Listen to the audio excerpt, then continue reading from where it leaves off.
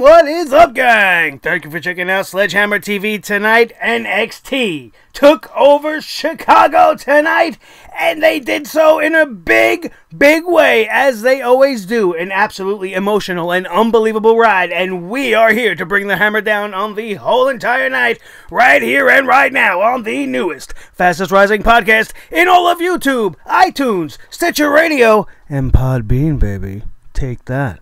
The Sledgehammer Wrestling Show. Let's do it. NXT, NXT, NXT.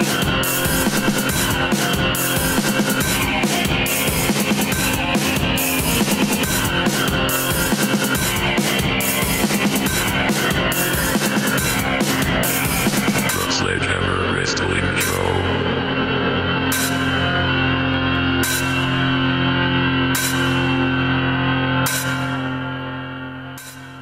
Alright, wrestling fans, thank you so much for joining me. My name is Nick Nightmare. Along with me is the world's greatest tag team, Thor, the wrestling god of thunder, the official sledgehammer of the Sledgehammer Wrestling Show, and my little buddy, my most trusted companion, and the world heavyweight champion of microphones, Blue the Snowball. Thank you guys for checking out the Sledgehammer Wrestling Show's official NXT TakeOver Chicago review and results. And holy Christ, you guys. My God, it is just apples and oranges. I don't understand why the WWE's main roster product is so far removed from what we get when we come to an NXT TakeOver each and every time. Each and every time. NXT TakeOver New Orleans was fantastic. NXT TakeOver Chicago blew it away. Blew it away. If you have a single ounce of emotion left in you after that show, then good for you, man. I was absolutely drained. I had to take at least a half an hour to step away from the television and absorb everything that I had just taken in. The end of that show was a masterclass in how you write professional wrestling. The Johnny Gargano-Tommaso Ciampa feud is the best feud in all of pro wrestling right now. I don't care if you're a fan of Ring of Honor. I don't care if you love New Japan, NWA, Lucha Underground. I understand that they're all doing their thing. But the drama and the emotion and the brutality that took place in that Chicago street fight tonight, I don't think I've seen a street fight ever be so much of a street fight. Good God, these guys were best friends, and they absolutely destroyed each other. There was no remorse in Tommaso Ciampa tonight. There was no quit. And no remorse as well in the beloved Johnny Gargano tonight. We will get into that as we talk about the main event, which absolutely blew me away. Had me on the edge of my seat. I ran the gamut of emotions from start to finish. And it was something to behold. As was the entirety of this NXT TakeOver Chicago card, starting right off the bat with that tag team championship matchup, which I cannot say enough about. If you took that tag team match and placed it anywhere in the world, on any promotion, on any big show, I don't give a shit if you want to talk Wrestle Kingdom, you want to talk WrestleMania, you want to talk any huge show, that is a tag team match. What we get every week from the main roster is not tag team wrestling. This was tag team wrestling 101. The Undisputed Era, being represented by Kyle O'Reilly and Roderick Strong, went in there against a team that, much like most of the NXT universe, I absolutely have come to adore and love.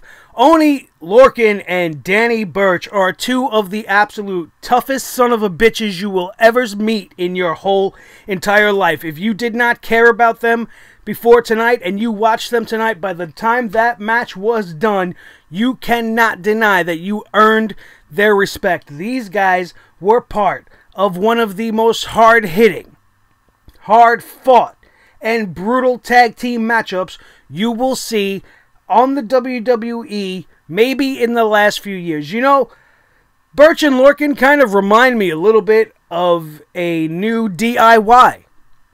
They have a great chemistry together. They both work fantastically as singles competitors, but together they form this team that you want to see them win. They just scratch and claw, and this just scrappy, never say die kind of team. They had this match won on 3 separate occasions, were it not for the Undisputed Era in multiple ways foiling those attempts. Adam Cole being the first one to get involved, getting himself eliminated from ringside for that involvement, which brought this match down to a very even 2-on-2 contest, which is not something that the Undisputed Era is used to having. They're always used to having that advantage and the man up on the outside. That would not be the case. When that happened, I thought there was a possibility that we were going to see new tag team champions, and on many, many occasions that was almost the case.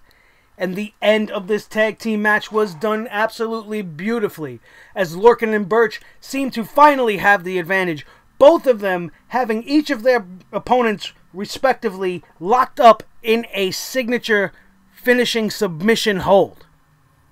When Kyle O'Reilly, even though wrapped up in a crossface on the mat, would find and have the wherewithal and find it in himself to roll on his back and free his partner from the submission hold that he was being locked in, which would end up leading to the finish of this match, which would see the Undisputed Era barely survive the onslaught and the challenge that was brought forth by Lorcan and Burch, which was absolutely fantastic. If I could stand up right now and give them a standing ovation, I would. I just don't feel like standing up and making a ruckus all around me right now. But these guys deserve all of the accolades in the world for what they put out there tonight. Even in a losing effort, these guys shone as 2 of the brightest stars in NXT's future. And if you didn't believe it yesterday, you believe it today. And if you haven't seen it, go watch it immediately following the rest of this review. It was probably the best WWE produced tag team match you will see all year. Fucking fantastic. Hats off to all 4 men. The Undisputed Era remain your NXT Tag Team Champions. Fantastic match, man. I couldn't stay in my seat. I was just jumping around. Absolutely fantastic. If you thought that was good, you better hold on to your hats, because the next matchup far exceeded the expectations that I had heavily put on it to be the match of the night, even though by the end of the night it still would not be. When you have 4 matchups on this card that could be considered the match of the night, each one of them outdoing the next, you cannot complain about TakeOver Chicago. The Dream, the Velveteen Dream, coming out dressed up like Hollywood Hulk Hogan upon his return to the red and yellow with the feather boas, and he had a nice, they said, Dreams Still Over in the style of the Hulk Still Rules t-shirt, paying homage to the Hulkster. I absolutely loved that. Shows that the Dream is a longtime fan and has an appreciation for those who came before him, no matter what stupid scandals might be popping up to keep them away from WWE TV. The Dream paying homage to the man Hulk Hogan. Ricochet paying homage to nobody but himself. This was an absolutely unbelievably tense matchup. Not as intense as the main event, but it was just very tense. There was a one-upsmanship going on between both of these guys. The Velveteen Dream was hitting Ricochet with so many of his traditional signature maneuvers that I felt like they just decided to switch roles for the evening. Ricochet would follow suit and start hitting the Dream with some of his own signature maneuvers. These guys, no matter what one would do, the other one would follow up and do it better. anything you could do, I could do better. That was the moniker and the phrase that the Dream was using in the build leading up to this matchup, and that was the story of this matchup, which would actually lead to the downfall of the Velveteen Dream, as at one point, coming towards the close of this matchup, Ricochet would go up to the top rope and execute a shooting star press clean across the ring from one ring post right to the next. It was an absolute feat of impressiveness. I don't know if that's a proper phrase, but it was something to behold for sure. And then the Dream would come back from that and find a way to try to top him by putting Ricochet in the opposite corner, like he was going to hit him with a Van Daminator, and go to the opposing ring post and try to land the Purple Rainmaker elbow drop from that gigantic distance, but would miss, and that would end up leading to the finish of this match, as Ricochet would hit that 630 splash onto the Dream, and the Dream would suffer another loss. I actually wanted the Dream to win here. I just feel like Ricochet's just come on the scene. The Velveteen Dream is so damn good that he deserved a win. He's like due for a big time win. And I thought this would be a great way maybe to elevate him back up to a title contention of some sort. Maybe the Velveteen Dream versus Aleister Black for the championship at this point. The Dream is hot as fire. I love everything about the character. This match was one of those matches that you can't describe. I can't sit here and talk to you and tell you everything that was happening because it was happening so fast that my pen doesn't move that quickly on the page. Ricochet is the future of this industry. The Velveteen Dream is a picture-perfect heel. If I could pick one person from NXT right now to really start to build my team around, I think I just might pick Velveteen Dream number one. His attitude, his charisma, his performance, his athleticism, very, very, very evenly matched with a top-notch indie talent like Ricochet. This match was fantastic, man. This was a 5-star match. Lived up to all of the hype that I expected from, and it was absolutely great. What didn't kind of live up to the hype was the women's title match. Shayna Baszler, the NXT Women's Champion, going up against Nikki Cross. Now, I'm a big fan of Nikki Cross, but I felt like this match kind of suffered from being in the middle of the NXT card. It seems like if you're in the middle of the NXT TakeOver card, you're kind of in a screwed up position because the first two matches never cease to amaze the crowd, and it kind of exhausts them to a point. They were just put through two extremely great, extremely gratifying, and simply fantastic matches. There's no come down point for an NXT, and although this match was very good, I mean, if you want to compare what they did on NXT tonight to what they do with the women on the main roster, this was an excellent match. There is no comparison. What the girls are doing on the main roster can't touch this match.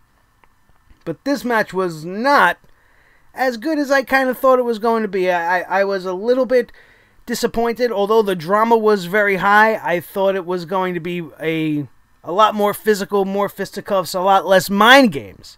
Nikki Cross is an absolute psychotic lady, and she played that part very, very well. She was all over the place, smiling while she's getting smacked in the face. The whole beginning of the match was nothing but mind games with Nikki Cross, just trying to get into the head of the champion, and it seemed to work as she was posing the most viable threat that we have seen to Shayna Baszler, because Nikki Cross doesn't have any fear.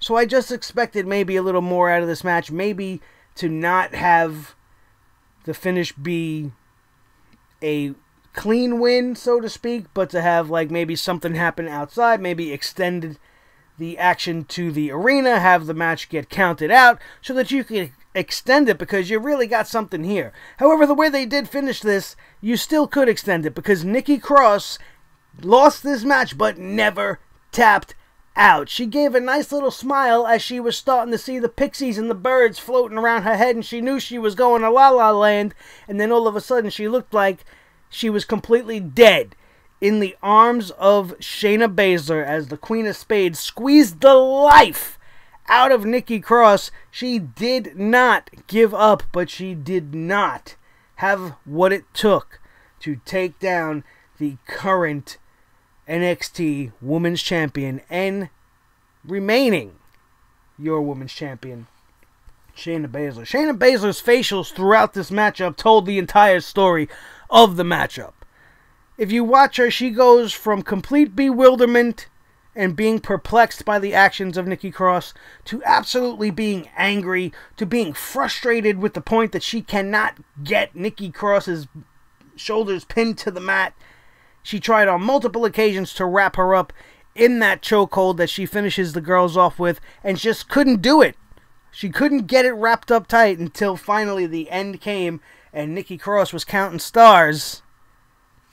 And the match was okay. It was a good match. It's not that it wasn't good. It was a good match. I don't know what I was expecting, but maybe much like the crowd at NXT TakeOver Live, I was just already put through two great matches, and my interest was not that it was fainting, but it just wasn't where I guess it should have been. And props to the crowd, because some idiot brought a beach ball to an NXT show, thought it was going to be funny, and the crowd started to boo, and somebody popped the beach ball, which prompted a huge reaction from the crowd that had nothing to do with the match as it was going on.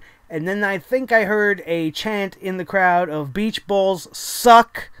So, you know, kudos to you guys. This could be the exact same crowd that we'll see there tomorrow night. It could be the very same people, and the beach ball will come out and they'll be very happy because they're going to be watching Money in the Bank. They're going to be bored as shit. They're not going to be put through the ringer like they've been being put through tonight. And the beach ball will be appreciated. Tonight it was not appreciated, as the crowd told everybody, as we don't appreciate beach balls at any wrestling event, no matter how much they suck. Watch the guys that are risking their lives in the ring. Don't bring beach balls, you idiot. EC3's in the crowd. You know, NX3 is trying to take over the whole promotion. EC3, top 1%. I'm all in it. I like it. But we had Keith Lee also at ringside, as we usually have the next big thing that's about to arrive in NXT at an NXT TakeOver in the crowd during a championship match of some sort. Thankfully, neither one of these men played a part in the matchup that was about to take place for the NXT Heavyweight Championship. Aleister Black, our champion, going up against his absolutely toughest challenge in the Man-Beast, Lars Sullivan. This was probably the most physical heavyweight championship match I have seen in quite some time. You want to see two guys just absolutely take shots at each other, you go back and watch this match. Lars Sullivan, this was his coming out party, dude. There is no doubt in my mind that this match alone elevates Lars Sullivan to main event superstar in NXT. He's absolutely WWE main roster level good. You could bring him up right now, and I think he'll get over. That match was fucking fantastic. He's a little green still. He did miss a key spot towards the end of this matchup, and we'll get into that a little bit. But this man is the Incredible Hulk come to life. In the flesh. Right off the pages of a Marvel comic book. Right off of the Avengers screen. Here he is, live and in the flesh. Do you know how big Aleister Black is? He's a big guy. He's got some weight to him. He's not a cruiserweight. He's not a luchador. But this guy took a spot where he dove off of the ring and was caught with the greatest of ease by Lars Sullivan as if he was a bag of potato chips.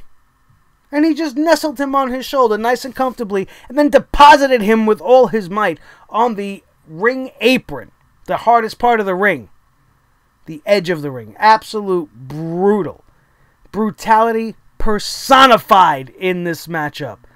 Just shot after shot with these guys. And it really, like I said in the preview, came down to if Aleister Black was able to hit that Black Mass kick, which the first time he missed. He missed clear as day, and Lars actually sold it as if he made contact. He would have been better to not, and then follow up and just retry the spot after doing something else, which is what they ended up doing anyway. But Lars Sullivan would eat 2 Black Mass kicks. He took the first one and was not knocked out. He started to come back to his knees. He only got back up to his knees. His face was all busted up, and he was bleeding pretty badly from his lip, and then he would get hit with the second one, which would lead to Aleister Black winning and retaining his NXT Heavyweight Championship of the World. Lars Sullivan, I cannot say enough about how much I enjoy the performance of Lars Sullivan.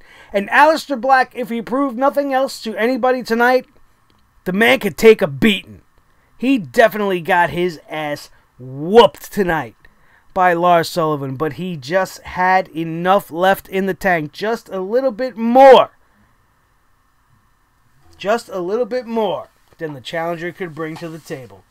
And it was a great championship match. Absolutely great. As soon as this match was announced as the fourth match on the card, I kind of already knew that we weren't going to see a championship title change. I'm okay with this. Lars Sullivan, like I said, he's still a little green. And he's got some time to grow yet a little bit before you start throwing heavyweight championships on him. But kudos to him. A fantastic performance. Well deserved to be in the title hunt now. And I look forward to seeing what the future holds for both of these guys. Aleister Black, I don't know who's going to be next on the list if we're going to get a rematch for Lars Sullivan. Because like I said, this was his toughest challenge to date. And it seemed as if he just kind of eked by. But we'll have to wait and see. Johnny Gargano and Tommaso Ciampa, like we opened up kind of talking about. You can't talk about this match. Not because of how dramatic it was or because it was just... It really was just too much. I don't usually say that when I'm watching wrestling, but it got to a point where you visibly... or physically rather, felt uncomfortable. And I could visibly see in the crowd people having the same feeling. This match had so much hatred in it and so much history behind it that you totally bought in and believe that Tommaso Ciampa wants to kill Johnny Gargano. You totally invested yourself in the fact that Johnny Gargano needed this vengeance. He was not going to leave TakeOver Chicago without Ciampa's head attached to his hip in some way, as a trophy. This match, early on, was all Gargano, just absolutely beating the tar out of Ciampa. Ciampa would come back. Obviously, there was a lot of back and forth. This match was the most intense matchup I think I might have ever watched. I couldn't move. I was just glued to my seat, waiting for the next spot, waiting for the next spot. And these guys just keep going at each other, full force. The shots they were taking, the kicks, the punches, the chops to the chest, with so much more behind each one than anything else you've seen on the rest of the night. Everything was just amplified to another level. And this was 10 minutes of just a straight-out brawl, giving the true meaning to the word street fight before we even got to the end, or near the end, when things would just get completely out of control. Tommaso Ciampa would release the covering of the ring. He found some bolt cutters, he started snipping some ropes, and he exposed the wood from beneath the mat. Pulled everything away. Something we never really seen before. I don't think ever. And the minute that happened, everybody was afraid of how it was going to be used. And it almost became a non-issue, as this match would just keep on going and going and going. Wrestling to the outside, all through the crowd. Tommaso Ciampa had Johnny Gargano's number at one point. Had him up on a speaker or some sort of piece of equipment. Took his wedding ring off. Tossed it into the crowd, which is a real dick thing to do. But that seemed to ignite something into Johnny Gargano that allowed him to, at the last second, pick up Tommaso Ciampa and execute a white noise through 2 tables that were pretty far down from the top of that speaker. Then even more chaos would ensue. We had EMTs come out. They got Ciampa strapped to a stretcher. Johnny Gargano looking like the psycho killer sitting on top of the speaker. Just relishing in the damage that he caused. And then he would continue his attack, as we all would expect. Absolutely viciously attacking Tommaso Ciampa. The referees and security, or whoever those idiots in the suits were that kept coming out to try to stop him, kept getting stomped by him, Johnny Gargano, so that he can continue just assaulting Tommaso Ciampa. He handcuffed him so that he could not defend himself. He just was an absolute rabid animal towards the end of this thing. And due to the interference of all of the officials trying to restore order to this match, Johnny Gargano would escape the ring, run around it to try to get back at Ciampa, and upon entry would get caught by Tommaso Ciampa and planted headfirst with a vicious DDT right into the exposed wooden platform of the ring. Tommaso Ciampa would then get the 3 count, and on this feud goes, and I couldn't be happier. This is going to be a feud that never ends. And I hope that they have another chapter when I am sitting in the arena at the Barclays for NXT TakeOver 4. This feud is taking years off of the careers of both of these men. This was not a match, this was a fight, exactly as Johnny Gargano promised. Right before the matchup, as Johnny Gargano was coming out, we saw Candice come out. I'm glad she didn't play a part in the finish of this thing, but she came out after being all disapproving of everything on NXT TV, gave Johnny Gargano a crutch, and said, "Go kick his ass!" It was cool to kind of see.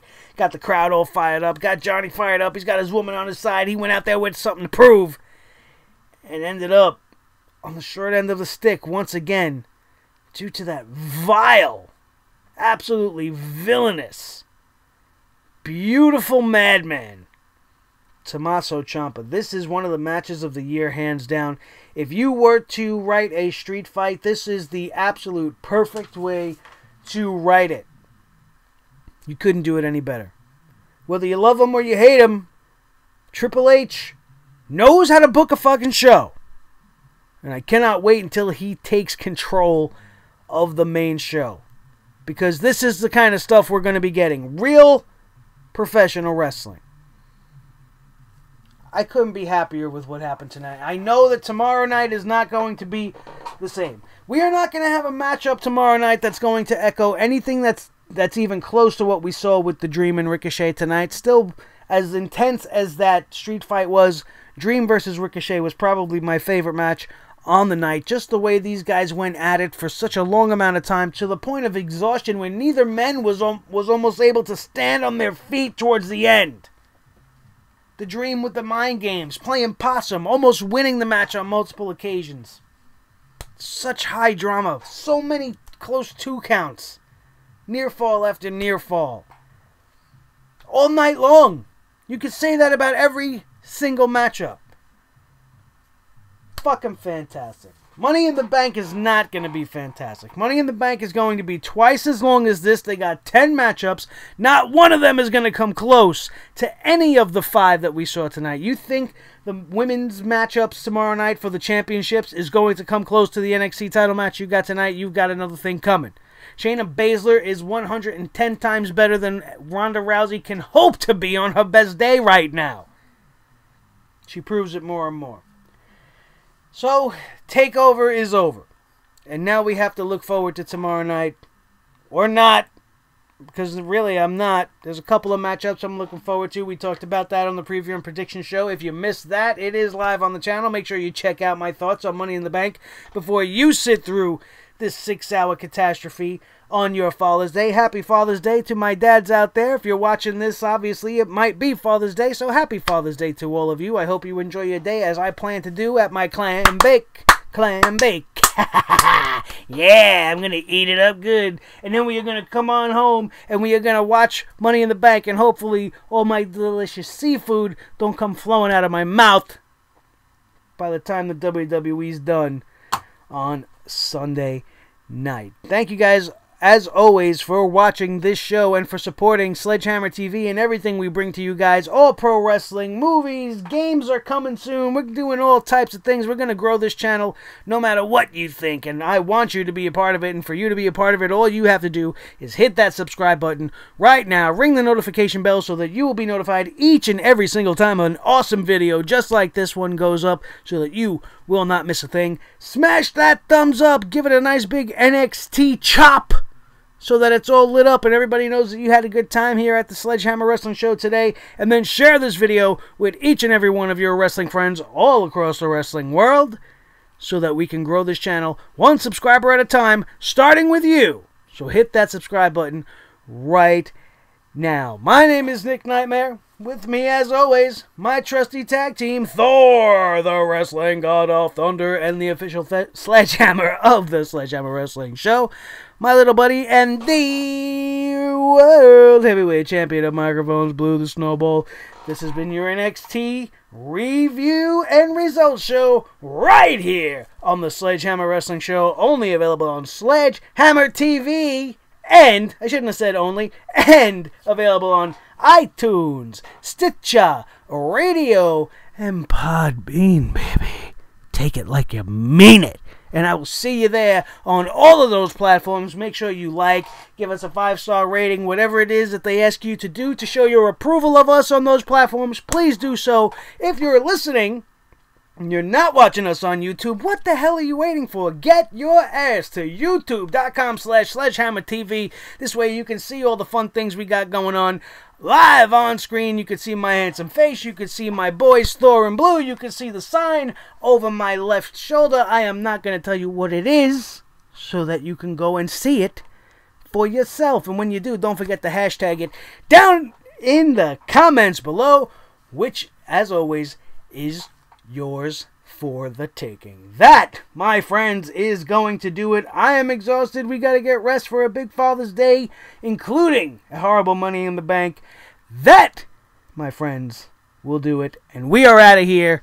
And we will see you next time right here on the Sledgehammer Wrestling Show. I'm sorry. Good night. Happy Father's Day. We'll see you tomorrow.